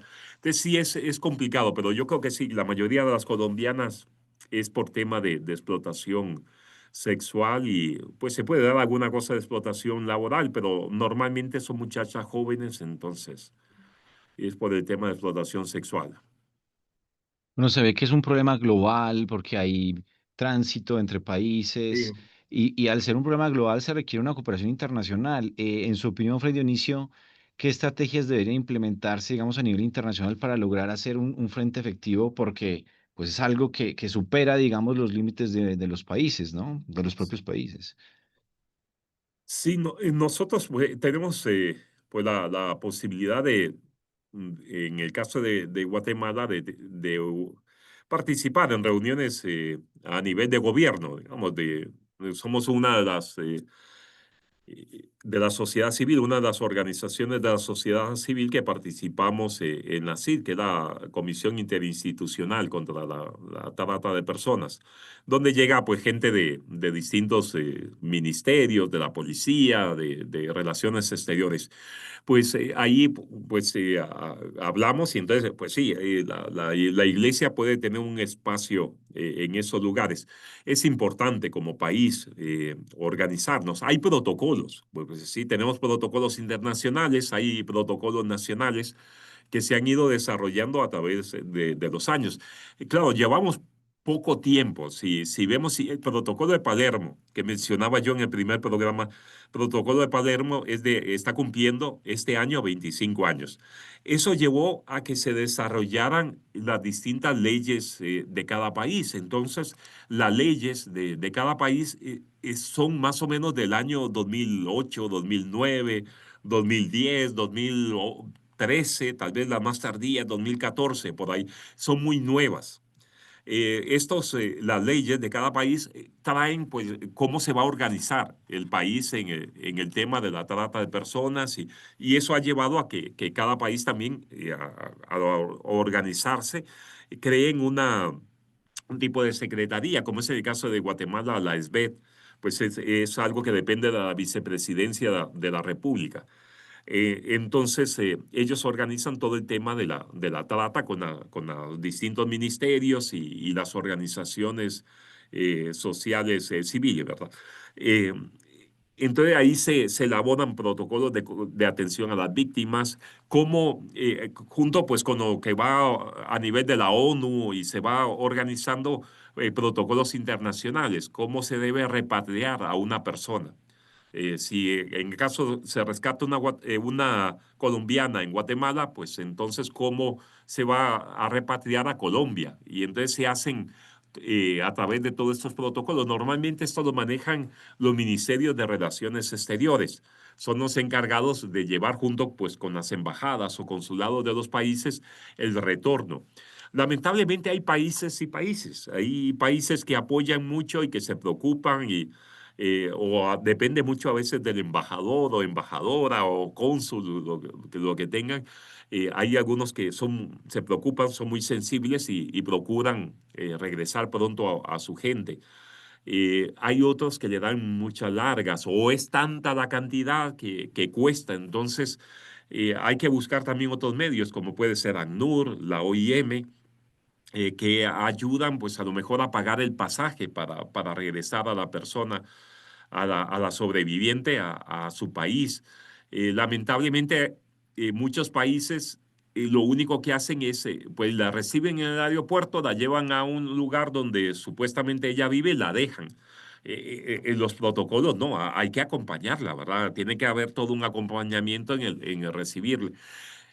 Ahí hay, ahí hay que, la voluntad política a veces no es mucha, ¿verdad? Entonces, yo entiendo, los países tienen tantas cosas o los gobiernos, hay tanta situación, pero no podemos olvidar a nuestra gente. O sea, es una realidad que está muy dura y entonces el país tiene que involucrarse en la comunidad internacional. Si no, el Papa Francisco, bien que lo decía, siempre hacía un llamado a la comunidad internacional a involucrarse ahí en la guía que se había sacado, que se había sobre la trata de personas, ¿verdad? O esta guía pastoral, ahí se habla sobre la necesidad de que la comunidad internacional se involucre, los distintos poderes, ¿verdad? El poder judicial, eso es fundamental. El Papa Francisco creó aquel grupo de Santa Marta allá en Roma, porque ese grupo Santa Marta era de jueces, de gente de la policía,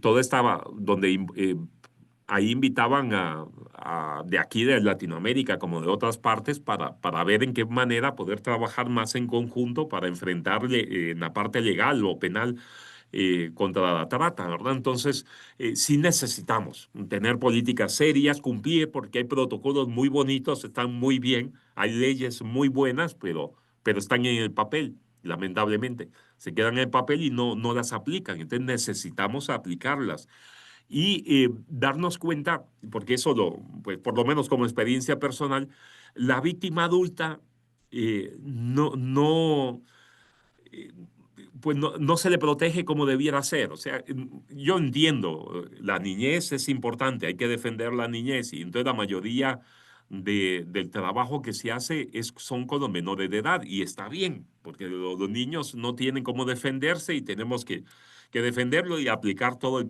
peso de la ley.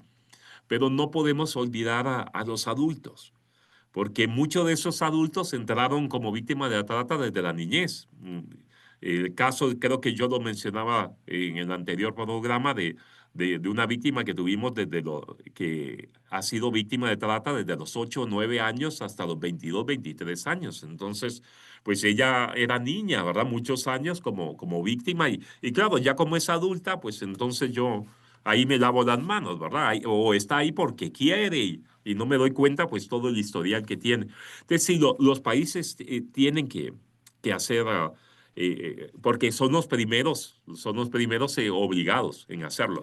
Podemos apoyar la iglesia, puede apoyar la sociedad civil, nosotros vamos a hacer lo que podamos, pero necesitamos que los gobiernos reaccionen y hagan algo y apliquen la ley y que enfrenten la corrupción, porque muchos de los victimarios están metidos ahí. Son gente que está como diputados, o senadores, o como ministros, o gente de los militares o de la policía, que están involucrados en estos temas y es así, bueno, no es que me lo invente yo, porque si no podemos ir a buscar noticias y encontramos. Yo he participado en reuniones donde el jefe de la policía resulta que con el tiempo se dieron cuenta que era un victimario y era una buena persona y uno pues hablaba con él sobre el tema y estaba ahí, ponía su opinión y resulta que estaba detrás de una red de trata. Entonces, es complicado. La corrupción es un cáncer que está ahí, la corrupción afecta porque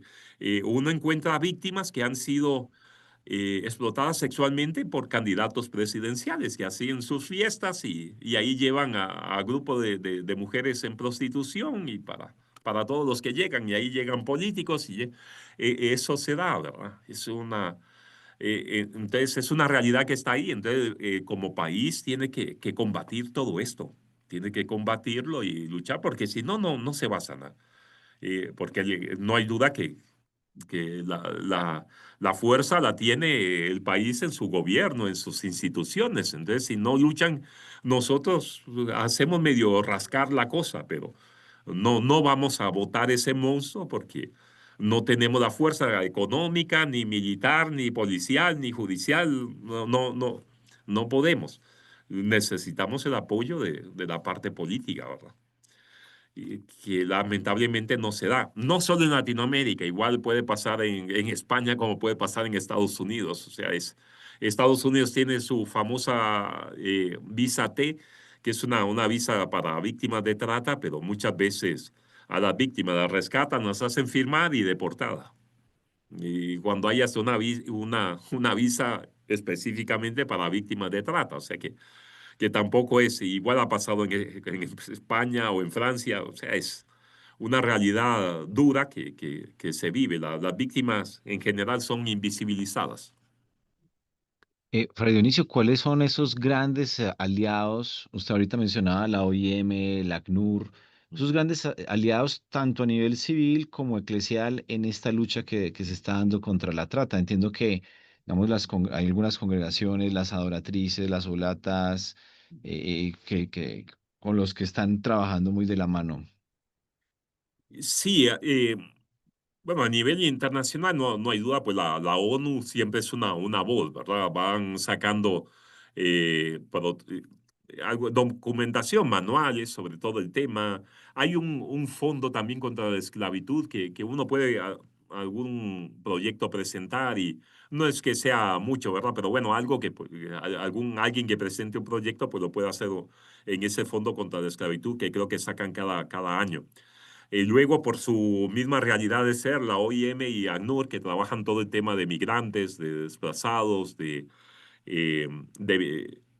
refugiados, pues les toca el tema de la trata, porque la trata, pues muchos víctimas son migrantes o son refugiados o son desplazados. Entonces, como organizaciones apoyan. Igual, pues puede ser la OIT, que es la Organización Internacional de Trabajo, ¿verdad? Que también todo el tema de explotación laboral, pues ahí van tocando. O sea, hay organizaciones, bueno, de la parte de la salud, igual, ellos también les toca. O sea, todo este tipo de organizaciones internacionales, ellos mencionan a trata porque es parte además creo que está en su misma organización como los estatutos, ¿verdad? Sobre la temática de la trata y entonces ellos apoyan.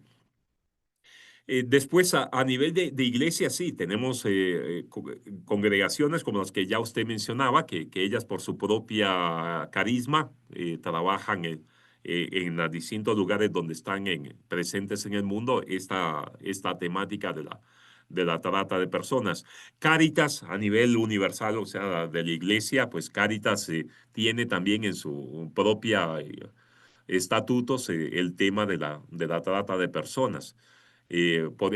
Quadnet en Italia también, que es parte de lo que está tratando de ir coordinando con Clamor, ¿verdad? En el CELAM, pues para ir a...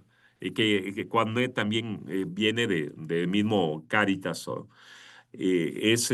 como organización, pues van ellos apoyando. Igual, pues podemos encontrar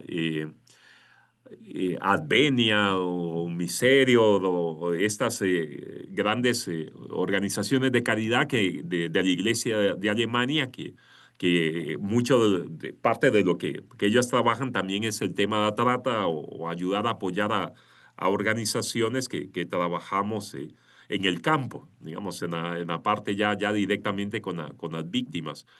Eh, es parte del trabajo. O sea, que sí encontramos a nivel de iglesia y qué es lo que quiere Red Clamor ser también, una forma de responder en una parte de su trabajo. Bueno, al final toca todo, porque migrantes toca trata, como ya lo he dicho, o desplazados o refugiados. Pues ahí entonces es una forma de organización. Las conferencias episcopales. Hay conferencias y conferencias, ¿verdad? Pero hay conferencias muy involucradas en esto, o diócesis que están muy involucradas porque lo viven y procuran dar una respuesta. Entonces, este grupo Santa Marta del Papa Francisco, que ahora pues el Papa León está apenas... está Empezando. inaugurándose, ¿verdad? Tiene muy pocos días de estar ahí. Habrá que ver en qué rumbo toma el grupo Santa Marta y el trabajo que va, si lo continúa haciendo, que seguramente lo seguirá haciendo. Se está procurando trabajar mucho con los jóvenes, las mismas redes, Talita Kum, ¿verdad? Las redes Ramá aquí en Centroamérica están formando mucho a los jóvenes para ser los agentes contra la trata, ¿verdad? De involucrarlos en el tema de la trata. La Unión de Superioras Generales, o sea, en Roma, donde están organizadas todas las superioras generales de las distintas congregaciones de religiosas, pues ellos tienen una opción muy fuerte contra la trata y organizan ahí este tema. O sea que sí, que se va viendo, ¿verdad? Además hay muchas organizaciones que la están trabajando de religiosas que van trabajando tal vez sin salir tanto en los medios. Yo comprendo que también eso es una situación, cuando se trabaja de campo directamente hay que tener mucho cuidado. Se corre riesgo de vida porque se está tocando, hay un lugar, unas redes delictivas muy fuertes, muy violentas y no van a querer que se les caiga el negocio, ¿verdad? Entonces hay que tener cuidado con los que se trabajan. Entonces yo creo que por eso se hace mucho trabajo de hormiga sin que se sepa, pero se está trabajando. Yo conozco muchas religiosas que día a día están dando prevención, cuando saben de alguna víctima buscan la manera de apoyarla, de rescatarla, de incidir en los gobiernos para que hagan algo por las víctimas.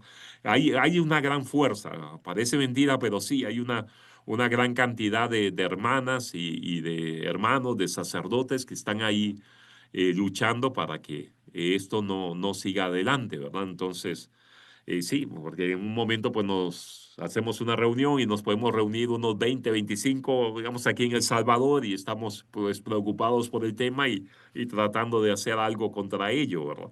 Entonces, ahí se ve que sí, que esto se está haciendo, que no se escucha tanto en los medios, pero sí se está luchando, ¿verdad?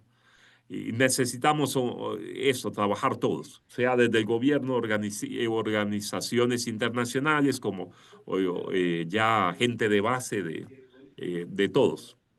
Todos es necesario, como este programa, ¿verdad? Es parte de toda esa lucha. Ujú. Muchas gracias, Fray Dionisio, por acompañarnos. ¿Conoce algún caso de un mártir, digamos, que haya entregado su vida en esta lucha contra la trata, en este acompañamiento de las víctimas de las sobrevivientes, ya que hablaba, pues, digamos, de los riesgos de enfrentarse, digamos, a estas mafias, a estas redes delictivas? Sí, bueno, también vale la pena recordar a Santa Josefina Vaquita, ¿verdad? Que es la patrona Claro.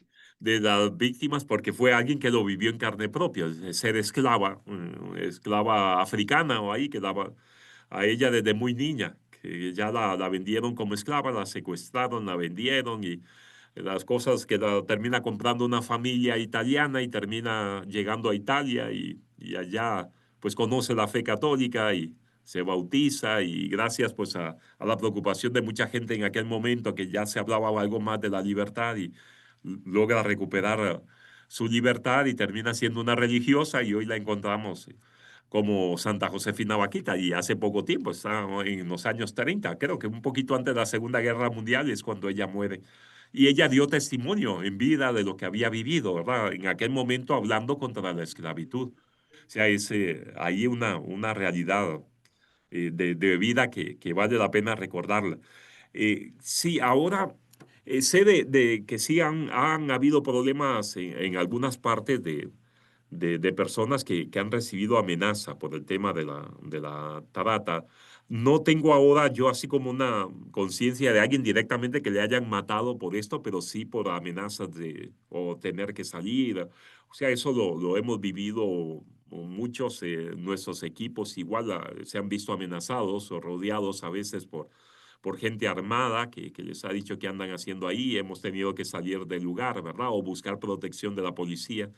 Eso le pasa mucho. O sea, hay que tener cuidado con ello, porque sí estamos tocando una realidad y como decía un padre, un escalabriniano de Brasil que trabajó muchos años por aquí, por Centroamérica, y me decía, mira, Dionisio, mejor un burro vivo que un burro muerto, ¿verdad? Entonces, mejor sigamos siendo burros vivos que burros muertos, ¿verdad? Pero sí, hay que cuidarse, este tema de las seguridades, por eso es que eh, la trata, tal vez no hay tanta gente involucrada por el peligro que hay, pero sí podemos hacerlo. O sea, todos podemos trabajar. Para eso hay medios, hoy electrónicos o los teléfonos, o donde podemos denunciar o acercarnos a las organizaciones, o ese trabajo como red, ¿verdad? Eso nos da una protección porque es toda una red. Ya decir, bueno, voy a matar a este, pero al final hay toda una red detrás, o sea que esto va a seguir. O sea, no hago nada con matar a este porque al final vienen 20 atrás, así que, pero sí hay que tener cuidado y sí sé de muchos que han vivido pues amenazas y situaciones de estas que con mucho riesgo de su propia vida, ¿verdad?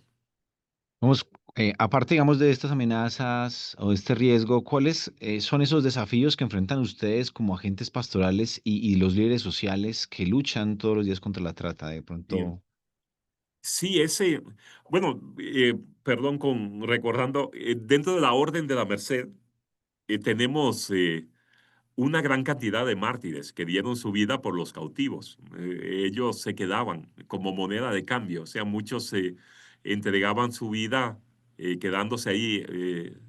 Decían, pues se les acababa el dinero, no puedo comprar a este grupo de personas, entonces yo me quedo en lugar de ellos. Y como pues en aquel tiempo pues, un hombre tenía mucho valor y entonces a lo mejor dejaban libres a 200 mujeres y niños y él se por quedaba un ahí. nombre. Sí, y muchos morían, muchos mercenarios. Tenemos muchos mártires en este aspecto a lo largo de los siglos. No, yo creo que no hay siglo que no hayamos tenido mártires en este aspecto, que se quedaron, porque San Pedro Nolasco nos dejó como herencia un cuarto voto. Nosotros tenemos de pobreza, obediencia y castidad, y tenemos un cuarto voto que es dar la vida por aquellos que no tienen libertad. Eso lo ha vivido, es el voto de sangre que se le ha llamado, porque Jesús nos ha dicho que nadie tiene amor más grande que el que da la vida por sus amigos, pues eso quedó en la orden y eso es lo que ha llevado a que tengamos varios cientos de mártires, ¿verdad? Entonces sí es una realidad bueno, hay una prueba ahí de gente que ha entregado su vida por las víctimas de la esclavitud. Pues sí, hoy, pues ser defensor de los derechos humanos no es fácil. No es fácil en cualquier país, ¿verdad? En cualquier país sufren persecución y todas las personas, ya sea desde la iglesia o desde la sociedad civil, les cuesta. Aquellos, no he conocido pues gente que sí, que ha muerto por defender. eh, ya han mencionado la población LGTBI porque es una parte que también está ahí y he conocido gente que ha muerto por defender los derechos pues de dignidad al final, ¿no? Estemos de acuerdo o no estemos de acuerdo, ¿verdad? Al final son hijos de Dios y el Papa Francisco nos recordaba, la iglesia es un lugar para los que estamos heridos. Así que han algunos dado su vida por defender los derechos humanos, ¿verdad? Eso es, y Centroamérica está muy regada de sangre por defensores de derechos humanos. Algunos pues están en la cárcel. Hoy pues el medio ambiente también puede llevarlo a uno, la defensa del medio ambiente, a la cárcel. Y entonces, y defender pues la vida humana desde estas situaciones que son contrarias a la dignidad puede llevar a eso, ¿verdad? A ser perseguido, ser calumniado o correr el riesgo de la propia vida. Entonces no es fácil hoy dar testimonio. Bueno, ya el mismo Jesús nos mostró el camino, ¿verdad? Al final la cruz es algo que está ahí presente pero si no debemos echar marcha atrás. Al final esto es de Dios y tenemos que defender la vida y yo creo que eso es lo que mueve a tantos religiosas como religiosos, como laicos, a dar una respuesta de que necesitamos defender la libertad y la dignidad de las personas y no podemos permitir que esto se nos quite, ¿verdad? No, hay que defender a los niños, hay que defender a las mujeres, a los adultos mayores, a los hombres, a todas las personas vulnerables. Tenemos que alzar nuestra voz y no dejar que nos callen sí, es una lucha, ¿verdad? Y entonces sí, necesitamos apoyar a aquellos que alzan la voz, necesitan ser apoyados y se sientan que hay muchos detrás que les fortalecemos o que estamos ahí para fortalecerles y que nos ayuden a recobrar la dignidad del ser humano, ¿no? Hace casi 200 años, depende de los países, pues que se logró la abolición de la esclavitud.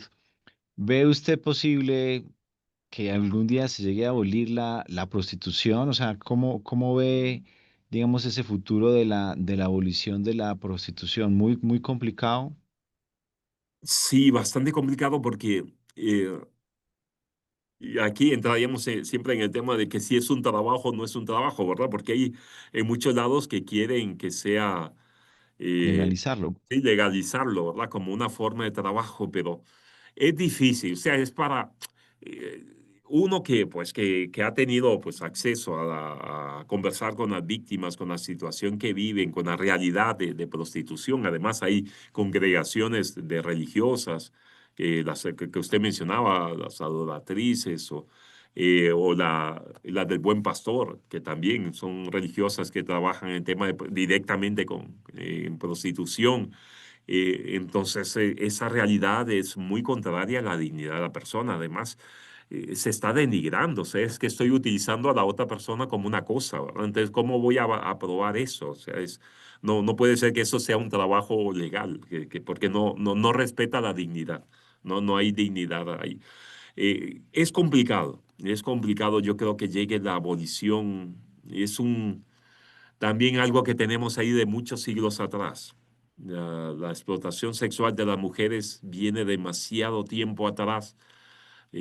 Ahí lo encontramos presente en la Sagrada Escritura como en historia, ¿verdad? Ya sea de las grandes civilizaciones antiguas, pues ya se daba y entonces, no sé si se logrará. Tenemos que de verdad ir cambiando esa mentalidad especialmente hacia los hombres, pero bueno, sabemos que también se da prostitución de muchas mujeres que también caen en esta situación más hoy, ¿verdad? Que parece que el feminismo lo que busca es que hay que ser como los hombres y eso no es, no podemos buscar pues los mismos males. Está bien las cosas buenas, pero no los mismos males, ¿verdad? Si los hombres van de prostitución, pues yo, mujer, también voy de prostitución y cosas de estas, no podemos llegar a esos extremos.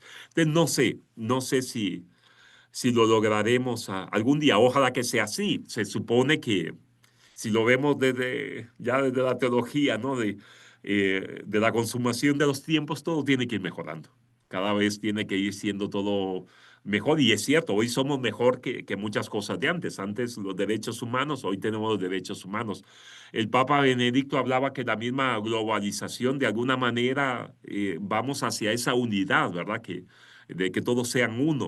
O sea, es cierto que la globalización tiene muchas cosas negativas, pero hay también cosas positivas, entonces ahí nos habla del reino de Dios. O sea que yo creo que sí, que todo tiene que ir mejorando. La esclavitud antes era un derecho, hoy por lo menos ya no es un derecho, ¿verdad? Ya, aunque se sigue dando y con mucha fuerza, pero por lo menos ya hay documentos o leyes o internacionales y nacionales que me dicen que eso no se puede dar, ¿verdad?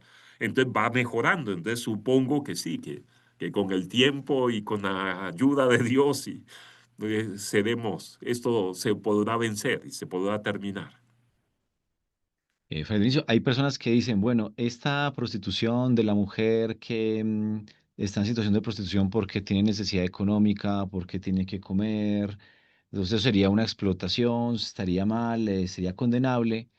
Pero esta otra prostitución de pronto de mujeres, lo que llaman VIP, que digamos tienen lo necesario, que tienen su casa, que tienen o que modelan vía web, sería algo libre, ¿no? Y entonces no habría que perseguirlo, según algunos, ¿no? ¿Usted qué opina de eso, ¿no?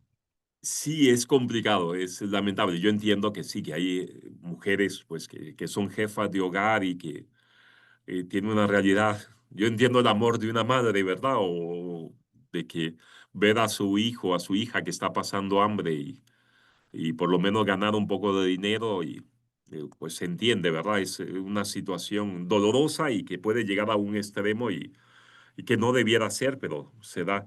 Y sí, es duro ver a muchachas profesionales, algunas de estas que hemos tenido en el hogar y que no ha sido fácil con ellas, que han sido rescatadas y eran universitarias, ¿verdad? De Venezuela, universitarias y cómo ellas, pues, están en situación de prostitución y llegan a extremos hasta de algún momento de vivir un proceso de explotación, pero ya lo ven como un medio de vida, ¿verdad? Es una forma, así le envío dinero y yo me compro ropa buena y estoy bien, ¿verdad? Me doy mis lujos y sí, es complicado con...